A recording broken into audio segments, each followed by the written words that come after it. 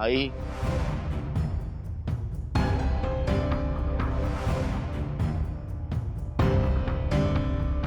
आईशी नाही, तुझ्या वडिलांशी बोल. आता काय हवे तुला?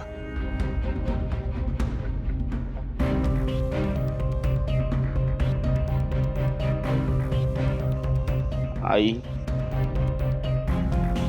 बाबा, मीना, मी इथून गेल्यापासून सतत विचार करत होतो. तेव्हा एक गोष्ट लक्षात आली की माझ्या हातून खूप मोठी चूक झाली आहे. प्लीज मला माफ करा.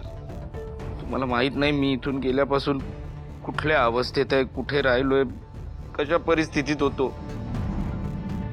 खरंच मला माझी चूक कळली. मला माफ करा. मला घरी येऊ द्या. माझ्या हातून अशी चूक पुन्हा कधीच होणार नाही. संतोष, आधी तू स्वतःच्या बायकोवर हात उगारलास, मग नंतर त्याचं सगळं खापर वीणाच्या माथ्यावर फोडलंस. तुझं म्हणणं हे की ही तुला वाटेल तशी बोलली म्हणून तू तिच्यावर हात उगारलास, आणि आता इथे येऊन माफी मागण्याचं नाटक करतोयस. थोडी तरी लाज आहे का रे तुला? बाबा, कारण मी सच्चा आहे. माझी चूक खरंच पटली आहे मला. मी नाटक करत नाही आहे. ऐकलंस लक्ष्मी? हा सच्चा आहे. नको रे बोलूस असं. असे विनोद नको करूस तू. तुला काय वाटलं रे संतोष? हे इथे येऊन असं नाटक केलंस की आम्हाला वाईट वाटेल, आम्हाला मायेचा पाझर फुटेल आणि आम्ही तुला घरात घेऊ? अरे तुझी कीव येते आम्हाला. वीणा, तू तरी सांग यांना. माझ्या हातून घडलंय मोठं पाप. माझ्यावर संयम नाही राहिला, पण यापुढे नाही होणार. खरंच. ए आई, तू तरी सांग ना बाबांना. सणाच्या दिवशी असं वागतात का? सण? आज बरे तुला सण आठवले रे संतोष. परवाच्या दिवशी नाही आठवलं रे तुला सण? काय त्या दिवशी बायकोच्या अंगावर हात उगारलास तेव्हा नाही आठवला सण तुला? काय विचारतोय मी? त्या दिवशी आपल्या घरात कार्यक्रम होता, बाहेरचे लोक घरात आले होते, जेव्हा तू तमाशा करत होतास तेव्हा नाही आठवले सण तुला? बाबा, मला माफ करा. चुकलं माझं, माफ करा. हवं तर पाया पडतो. कळली चूक माझी मला. हवं तर मारा मला. मारा मारा. लक्ष्मी, माझा या माणसावर अजिबात विश्वास नाहीये. तेव्हा मला विचाराल तर मी हेच म्हणेन की याला घरात घ्यायचं नाही. पण याला घरातनं बाहेर काढायचा निर्णय तुझा होता. आणि वीणा, याने तुझ्यावर हात उगारलाय, हा गुन्हेगार आहे तुझा. तेव्हा संतोषला पुन्हा घरात घ्यायचं की नाही हा निर्णय तुम्ही दोघींनी मिळून घ्यायचा आहे. तुम्ही जो काही निर्णय घ्याल तो मला मान्य असेल.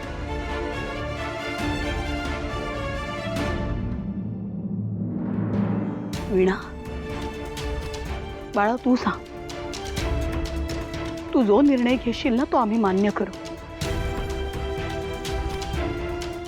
त्याला माफ करू शकणार आहेस तू? खरं तर ते जे काही वागलेत त्यामुळे त्यांचा मला या क्षणी खूप राग येतोय. पण शेवटी मग वरदचा विचार माझ्या मनात येतो. आणि आत्ता तो आईकडे गेलाय, पण तो परत जेव्हा घरी येईल आणि मला प्रश्न विचारेल तेव्हा मी त्याला उत्तर नाही देऊ शकणार आई. आणि तुम्ही नेहमी म्हणता ना, भांडणं उंबऱ्याच्या आत असावीत म्हणून. या सगळ्या गोष्टींचा विचार करून शेवटी संसाराचाही विचार येतोच की मनात.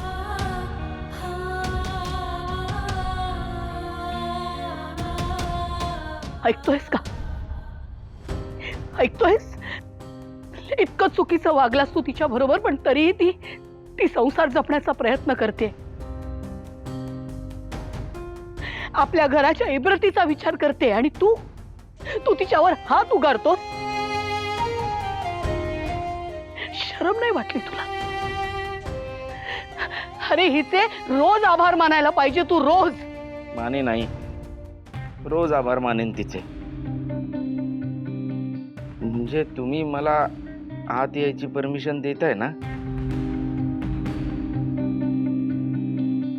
हो ना? Thank you, thank you. राम,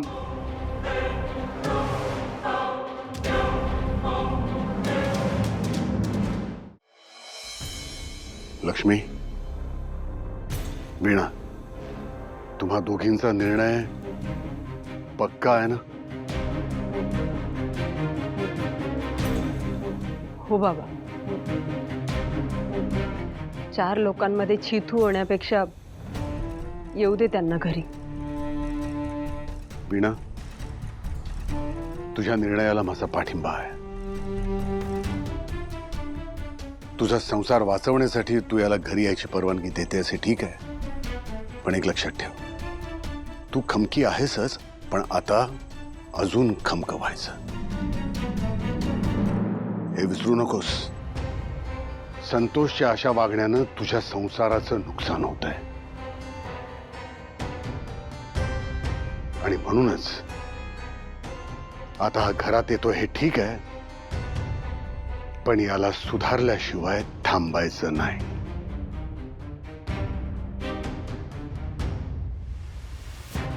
हो आई बाबा, ऐकलत ना? माझ्या शब्दाखातर ते तुम्हाला घरात घ्यायला तयार आहेत. पश्चातापाची वेळ आणू नका. जरा तोंडाला लगाम लावा. नाही वीणा, नुसती तोंडाला लगाम लावून चालणार नाहीये. त्याच्या तोंडाला कुलूप लागलं पाहिजे. म्हणजे कळलं नाही तुला? मग नीट ऐक. गेले काही दिवस तुझं वागणं बोलणं जे बेलगाम चालवलंयस ना तू, ते आता बंद. तुझ्या तोंडातून एकही शब्द बाहेर पडता कामा नये. एकही शब्द. हं? हो, पण का? पण भीड काही नाही. आता एक वावगा शब्द जर तुझ्या तोंडून बाहेर पडला तर मी नाही, बाबा तुला धडा शिकवणार. मान्य आहे ना? हो आई, सगळं मान्य, सगळं मान्य आहे. मला माझी चूक समजली आहे. मी कोणालाही उलटून बोलणार नाही. नाही, सॉरी, मी बोलणारच नाही. मान्य आहे, मान्य आहे, सगळं मान्य आहे. माफ कर मला आई, पाया पडतो.